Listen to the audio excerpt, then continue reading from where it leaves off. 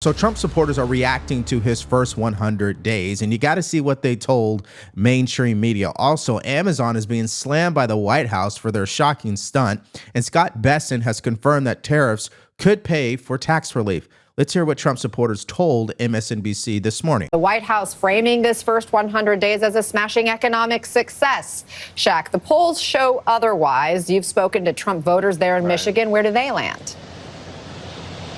Well, Anna, in my conversations with Trump's biggest supporters here, they acknowledge the reality that you guys are talking about. They see and feel the impacts of the tariffs. They see the softening market, the looming price increases because of the tariffs. But they say they are sticking with him for multiple reasons. One, they say this is what he promised on the campaign trail. It came as no surprise to them, even with the impacts that we're talking about. And two, they say that this is something that they believe in. It's a mission they ultimately believe in and a goal of bringing back manufacturing to the United States. Listen to how his supporters explained it to me.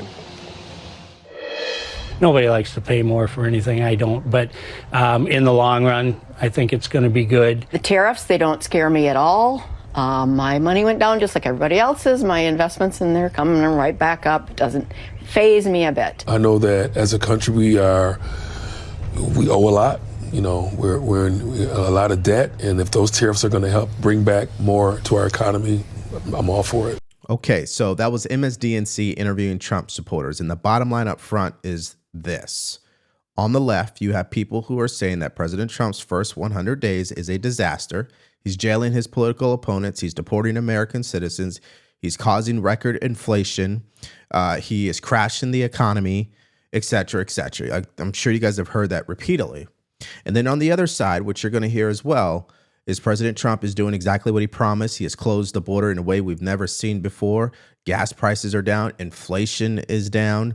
Obviously, deregulating energy has made a huge impact. And now he's in the middle of these trade negotiations, which we should be seeing some signed agreements coming here shortly. And that's what we have here. Now, CNN doesn't care about all that because they have a narrative to push. Here they are in Tucson, Arizona, interviewing people who are not actually Trump supporters. Hear it for yourself. Tamara Varga is a Trump supporter, happy with some promises kept, but nervous. A big one could be broken. I'm worried about Medicaid and Medicare and Social Security. He did say that he wasn't going to cut them, that he was just going to find the waste, and I really hope that he sticks to that. Why is that so important to you? It's important because we need to take care of our people with disabilities and our elderly and those that depend on it. And they can't survive as it is right now, and we cannot cut. Melissa Cordero is an Air Force veteran who voted for Trump once, back in 2016, and regrets it every day. He's like crazed right now. I'm constantly going, can he do that? I'm angry because the communities that I care the most about are being attacked, the LGBTQ community, the trans community, and what's really got me angry is immigration and what's happening to deported veterans. Cordero just visited some deported veterans in Mexico. Just learned she lost a conservation grant that was part of a DEI program. Is organizing protests against Trump cuts at the Veterans Administration. Okay, so listen, this might sound a little partisan, but just work with me here. First, they interview a lady who has bought into the idea that Medicaid and Medicare and Social Security might actually get cut by Republicans. So I'm not too sure I would classify her as a Trump supporter. She may have actually voted for Trump because the border was an issue down in Arizona, no question. But that doesn't mean she actually supports his agenda full stop. So there's that. And then secondly, they interview a veteran who voted for Trump in 2016, not 2024, who is clearly caught up in the whole LGBTQ movement. And if you are watching this on YouTube, you saw what she looked like. So I'm not surprised she has a lot of negative things to say about President Trump. And I'm just going to leave it there. Now, let's hear some Trump supporters on Fox News. We elected him because we wanted a change. We needed a change. And that's why he was elected into office, to make a difference. And I think, 100 days, he's done great things. He's scared a few people, but I think we need to give him a chance to follow through on his plan, because I do think he's got, like Dominic said, great people in his corner and, smart people, and he's a businessman. He's not a politician, and I think we have to give him a chance to go forward with his plan. I'm more than content with what President Trump and his administration are doing. I think as an HR professional, he's been very thoughtful in hiring the right people, putting them in the right roles. And we're just taking a step back to watch things play out. Let him cook, like you said. I've been a registered Republican since 18, first-generation American, and we want to see the country a little bit more conservative in what we're doing so that we always put America first. All right, so what would you say the number one topic that you voted for that has been addressed so far this administration, this time around? How long is the show? Borders, fossil fuels, the VA, military, respect. And we got a leader back in the White House. What do you think of the first 100 days of Trump? Blown away. Amazing. Amazing. He couldn't have done any better. For 78 years old, he is phenomenal. I'd like to see anybody who can stay up as late as he does at night and be up the next morning and still function all day, because I don't think I could. What have you liked the most in terms of what he's done? Oh my gosh, the immigration policies. You know, if you're here illegally, you need to go home. Now we know exactly what Trump supporters are saying, but what about mainstream media? To find that out, you need a tool like the one you see on the screen called Ground News. If you guys want to check this out for yourself, go to ground.news/Devori. Trump is hosting a rally today in Michigan, but more importantly, this tool will show you exactly what both sides are saying about his first 100 days. And here is an example from an outlet that leans left. Trump to mark tumultuous first 100 days with Michigan rally. And the title that most outlets are running with, Trump to mark 100 days in office in Michigan, a state hit hard by tariffs. And from an article that leans right, White House focuses on border crackdown as it marks 100 days for Trump's second term. Now, clearly, both sides are biased in the way that they see things, but what happens when one side isn't reporting the news? That's called blind spot, which is what Ground News will help you uncover. And as an example, it was published today that President Trump is receiving 92% of negative coverage in his first 100 days. And as you can see here, no one on the left is talking about that. And that's why you should use a tool like Ground News to help you do your own research and think for yourself. That's what we do here at the show, and we recommend you do the same. So if you want to use this tool for yourself, all you have to do is go to ground.news/Devori, or you could download the mobile app. Just use promo code Devori, and it's going to give you access to everything that I showed you in this video, including 40% off the Vantage plan. Look, Bill and Dana, I think there's no other way to look at this first 100 days other than a huge success. I mean, I know what you're talking about in terms of the polling and the approval rating, but look at the president's two top issues: immigration and inflation. Border crossings are down 99%. I spoke with President Trump on Sunday. He told me 3 people were apprehended at the border in the month of April, compared with 248,000 it's remarkable. in the month last year, 1 year ago. That's the migration and immigration story. Now let's take a look at inflation. You and I talked about eggs a long time ago. The price of eggs are down 50%.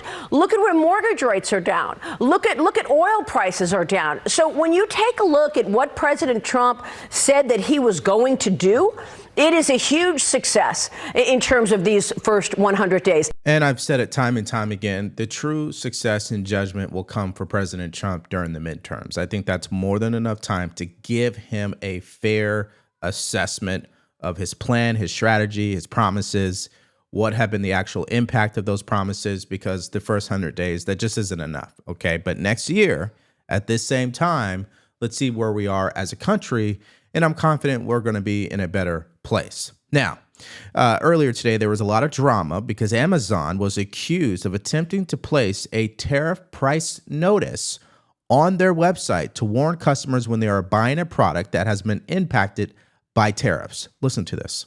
A new report from Punchbowl News says that Amazon is looking to avoid the blame for raising prices as a result of President Trump's new tariffs. The e-commerce giant will begin displaying how much the tariffs are adding to the price of its good right next to the product's list price. That's something we heard from Volkswagen originally as soon as these tariffs were announced. And I wouldn't be surprised to see lots of retailers kind of show you a line item of what exactly it's costing you, because they don't want to be accused of gouging. And you know they will be. Now, that's not the actual story.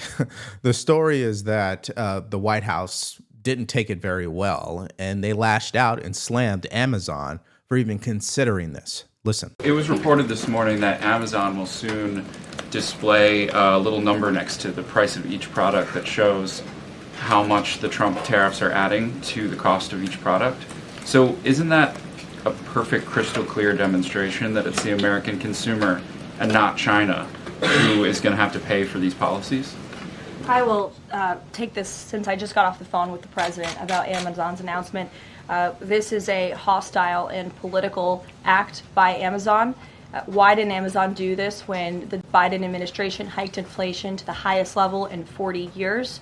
And I would also add that it's not a surprise because, as Reuters recently wrote, Amazon has partnered with a Chinese propaganda arm. So this is another reason why Americans should buy American. It's another reason why we are onshoring critical supply chains here at home to shore up our own critical supply chain and boost our own manufacturing here. Now, people on the left are going to slam the White House for even making those remarks about Amazon and calling them the propaganda arm of China. But if you actually dive into the numbers, there may be some truth to that. Here's a graph on our screen titled "Percent of Top Amazon Sellers Who Are Based in China." If we go all the way back to 2016, it was at 15%. You know where we are today? 49%, which means half of the sellers on Amazon are based in China, selling Chinese goods. Now, I already showed you in a couple of videos ago where Americans don't support that. They want to buy American-made products, but if the American-made products are not available, what choice do they have? Now, this story was published by Punchbowl News. They wrote up a whole article about it. And what's interesting is that Amazon had to come out once the White House obviously slammed them for doing this and denied this entire report. Amazon is responding to the report, saying its team that runs the ultra-low-cost Amazon Haul store has considered listing import charges on certain products. Amazon reportedly says it was never considered for the main Amazon site, and nothing has been implemented on any Amazon properties. Looking at Amazon shares right now, they are down nearly 1%. So either one, they actually did plan to do this and finally realized it was a terrible decision. Or two, this is fake news once again. Who really knows, right? But this is what the media is saying today, which takes us to our next story. They're also continuing to talk about President Trump's poll numbers, but this time they're focusing on how people feel from both sides of the political spectrum, and I think it might surprise you. Take a listen. If you're a Democrat, you're frustrated, you're disappointed, and you are angry. Now, the next night we went over to our friends who were Republicans. They tend to be optimistic, fired up, proud, and inspired. However, if you really look at those numbers really, really closely, though, it shows the divide in the Republican Party because they are not nearly as inspired or proud or fired up as you would expect them to be, marking this 100 days, given the fact that Donald Trump has done everything he said he's going to do when he came into the office. But again, it shows the divide between the old guard and the MAGA Republicans that we now see who have taken over the party. All right, so let's just shoot it straight. Polls are obviously a snapshot in time. Now, when there are polls that favor Trump, we talk about it. And when there are polls that don't favor him, we're going to talk about it, right? And at the end of the day, we know most Trump supporters are not doing polls, okay? That's why I love it when they actually go to the person, like I showed you at the beginning of this video, get them on camera and hear exactly what they have to say. I think that is so much more credible. Now, Scott Besson actually confirmed something that is huge. Once again, they are looking to use tariffs as a way to offset cutting people's income tax. Hear it for yourself. The question is, what is the White House's ultimate objective here? Do you want to have long-term tariff revenue or deals that might reduce those tariffs? I think it's a combination of both. So we're going to take in long-term tariff revenue. We put a process in place. We have 18 important trading relationships. We will be speaking to all of those partners, or at least 17 of them, over the next few weeks. Many of them have already come to Washington. What President Trump is referring to is the ability for tariff revenue to give income tax relief. And I think there's a very good chance that we will see this in the upcoming tax bill. The president campaigned on no tax on tips.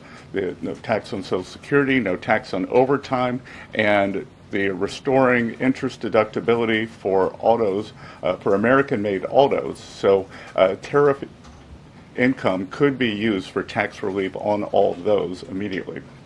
Now, just imagine that if no tax on tips, Social Security, and overtime are actually signed into law and people are experiencing those policies before the midterms, that'll be a huge win for Republicans. And maybe that's why President Trump isn't really concerned about these polls. My understanding is they are on the brink of announcing a bunch of things, both with private companies and also with other countries, that they will then point to and say, see, the strategy is working. You just got to give us a little time. What might be enough in that area? What would be the type of thing that would satisfy, you think, people? Well, I think if you started rolling out agreements with our allies, I mean, there's like 17 to 20 countries that really matter. If you started rolling out agreements with them and you started also to see more private companies saying, we're going to continue to invest in America, we're investing more in America, jobs going here, investments going there, I think that would give people the sense that, hey, there is a method here, there's a plan in all of this, and that begins to then lend itself to the idea that there's a trajectory that we're on, that down the line you can see that it's going to be working. So I think if you see some of this movement, some of these announcements, I think that will help with the economic numbers. I don't really think Trump is the kind of person who gets freaked out by the polls, frankly. I think he's quite confident in what he's doing. I don't sense a lot of panic over at the White House, and I don't really think they think the 100-day mark, which is arbitrary, you know, we talk about it, but it's arbitrary to them as something that they were looking at as a deadline for any of this to be done. Yeah, that's a very good point. I wonder who came up with the first 100 days, right? Obviously, mainstream media is doing it because it helps them get clicks and it allows them to structure a particular narrative. But I really think the first benchmark is not the first 100 days. It's the midterms next year. So we'll see where we're at as a country when that time comes. Now, here is Speaker Johnson this morning continuing to highlight the accomplishments of President Trump's first 100 days. He is the most consequential American leader of the 21st century, and that's an understatement. President Trump has, here's a list: removed men from women's sports, ended DEI in the federal government and the U.S. military, expanded oil and gas extraction to lower prices, taken steps to end unfair trade practices, secured trillions of dollars in new investments in American manufacturing, deported criminal illegal aliens, stood up for religious liberty and rooted out anti-Christian bias, combated virulent anti-Semitism on college campuses. The list goes on and on and on. That's just barely scratching the surface. That's in 100 days. We're just getting started. So I think the most important question I have is for you. In the comments section, why don't you share your assessment of President Trump's first 100 days? Think about energy, immigration, the economy, foreign policy, even the federal government, fraud, waste, and abuse. Let me know how you feel about everything he's done up to this point. Put it in the comment section below. Now, yesterday there was a Democrat congressman who has threatened articles of impeachment for President Trump. This comes as no surprise because really this is all they have left. Also, Governor of Illinois, J.B. Pritzker, gets fact-checked by Stephen Miller. If you missed out on both of those stories from yesterday, all you have to do is click on that video because it's coming up right now.